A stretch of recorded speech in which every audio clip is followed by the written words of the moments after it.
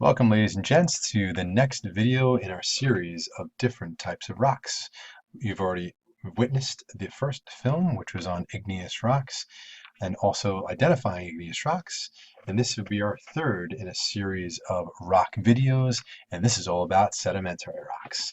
Well, if you take a look at this amazing feature here, this is called the Wave in Marble Canyon in Arizona.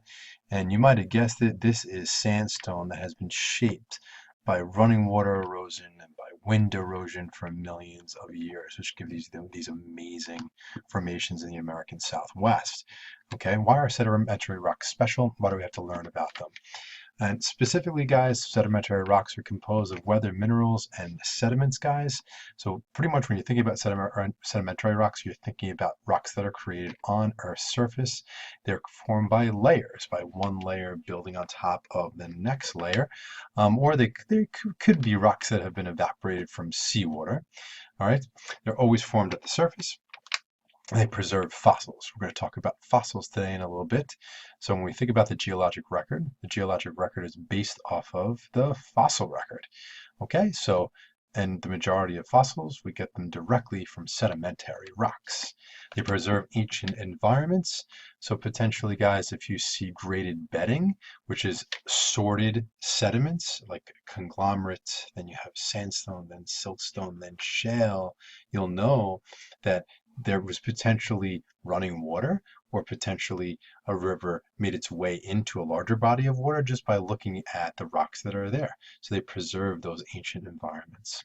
On top of that, if you find evaporites like gypsum or something like that, you know that there must have been water in that area that has evaporated over the span of thousands, if not millions of years.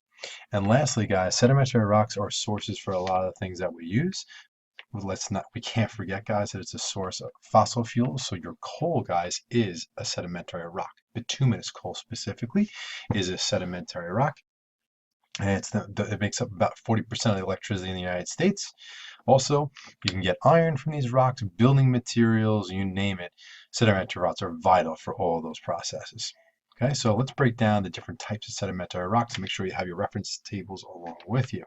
So the three main types of sedimentary rocks are clastic, crystalline or crystalline, and organic bioclastic rocks. If you go to your reference tables, guys, grab them. You're going to turn to page number 7. If you want to pause the video right now and take out those reference tables, probably pretty important that you have them right in front of you. What I'm going to do right now, guys, is highlight a few things for you here. So the first type, guys, of rocks you're going to see here are clastic rocks. The next, guys, are crystalline. And the next really that we like to talk about in our science would be bioclastic. So when you're identifying sedimentary rocks, the first thing you're going to ask yourself, hey, is it clastic? Pew! Is it crystalline? Pew! Is it bioclastic? Okay, and those are your main types. Okay, so let me erase that. And we're going to get rid of that, and we're going to go back to this view, present. Okay, clastic rocks are pretty much fragmental. Clast means fragment, and these are fragments that have been cemented and compacted together. They are the most common sedimentary rock. Crystalline rocks are formed by precipitates, or they could be evaporites.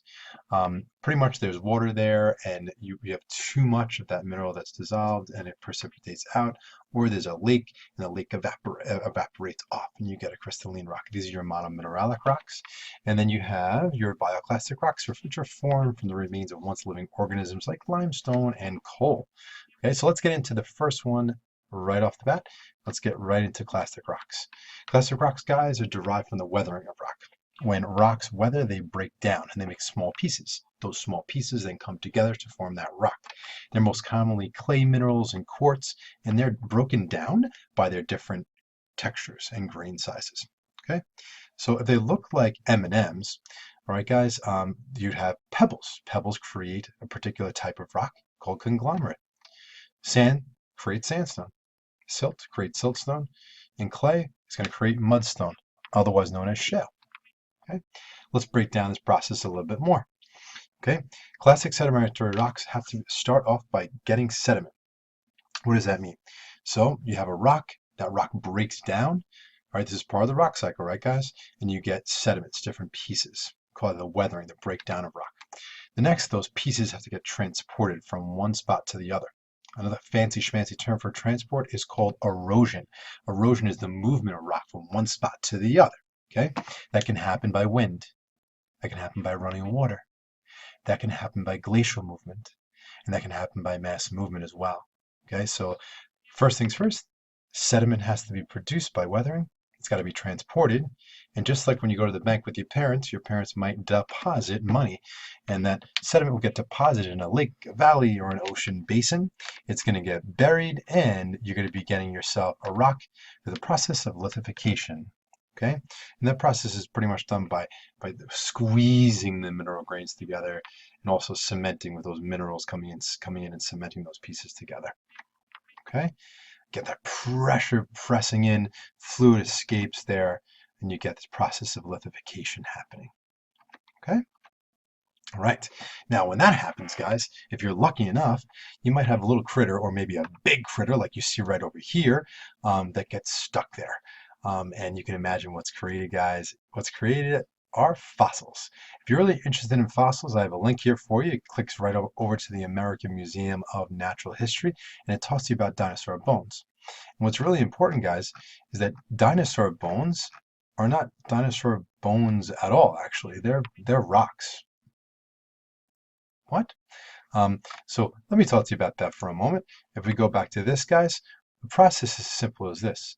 You have an animal, like let's say a dinosaur, like a velociraptor or something like that.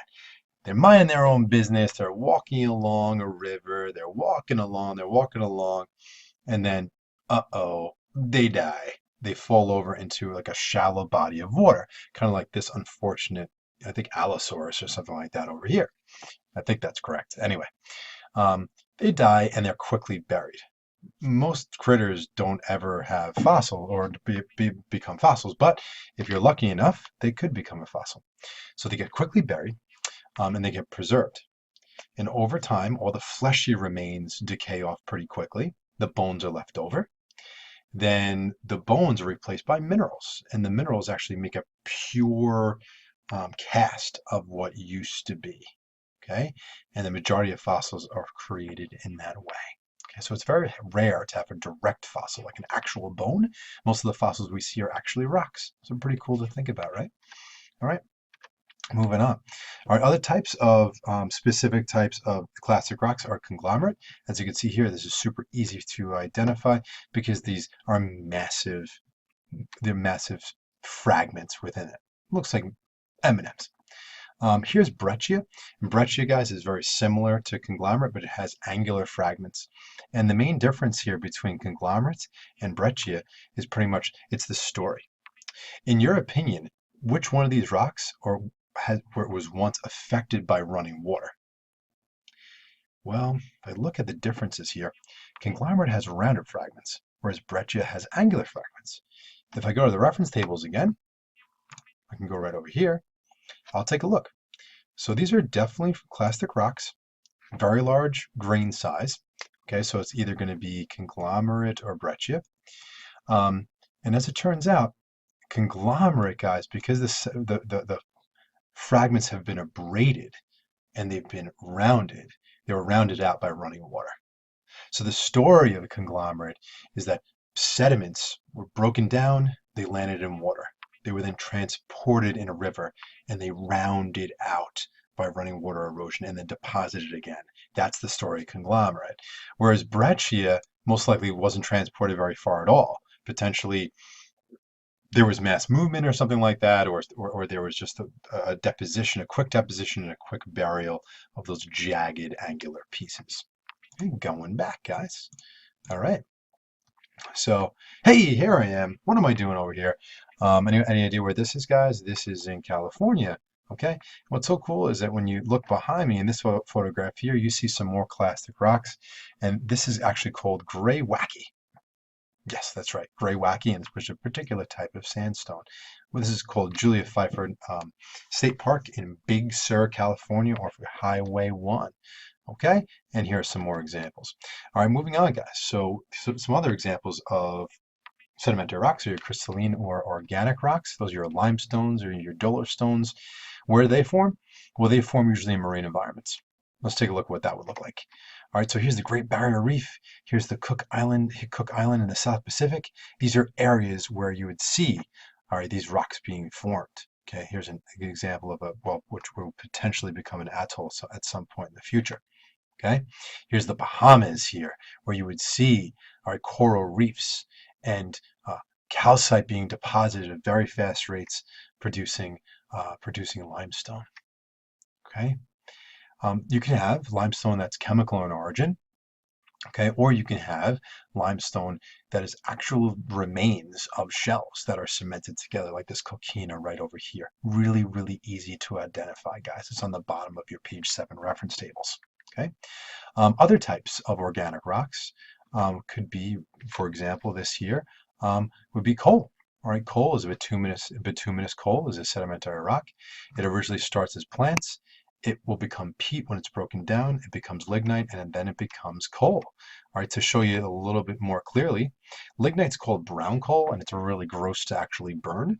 You see a lot of that in Western Europe.